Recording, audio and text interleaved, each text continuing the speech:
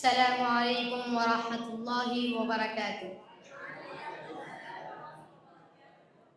الحمد لله الذي جعل العلم نورا للقلوب وسبيلا للارتقاء بالأمم، وجعل العلماء ورثة الأنبياء، وأشهد أن لا إله إلا الله وحده لا شريك له، وأشهد أن محمدا رسول الله قدوة للعلم والعمل، وصلاة الله وسلامه عليه وعلى آله وأصحابه أجمعين. أيها الإخوة الأفاضل، إن المدارس الإسلامية ليست مجرد بيوت للدرس أو حجرات للتعليم، بل هي منارات نور تضيء الطريق للأجيال، وحقول تظهر فيها بذور العلم والمعرفة، ومراكز تنشأ فيها النفوس على الفسائل والأخلاق الكريمة.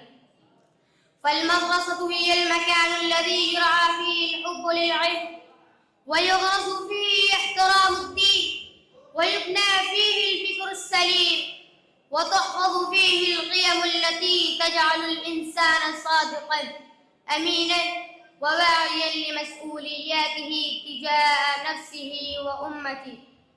إن أهمية هذه المدارس تحمي الأمة من ضياع الهوية والقيم، وتزرع في الطلاب الفهم الصحيح لدينهم، تعد العلماء والمربين والقادة الذين يكونون عماد الأمة ومستقبلها، تبني الجيل على الأخلاق والفضائل، وترشد النفوس إلى الطريق المستقيم، تنشر الوعي وفكر الوسطية، وتجعل الطالب قويا في دينه وعلمه وحياته.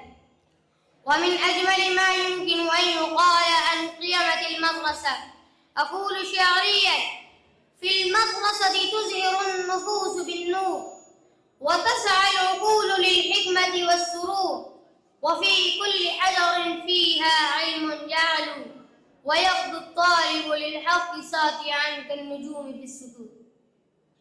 أيها الأحبة، المدرسة ليست مجرد مكان للكتب والدروس، بل هي بيئة يعيش فيها الطالب روح الانتماء، ويمارس فيها الصبر والمثابرة، ويتعلم فيها معنى المسؤولية والعمل الصالح.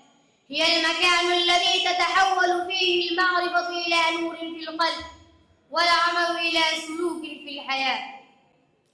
فلنقدر هذه المدارس، ولنقف مع المعلمين والطلاب، ولنؤمن أن الاستثمار في العلم هو استثمار في الأمة، وأن دعم المدرسة هو دعم للأخلاق والقيم والحضارة. جزاكم الله خيرا، والسلام عليكم ورحمة الله وبركاته.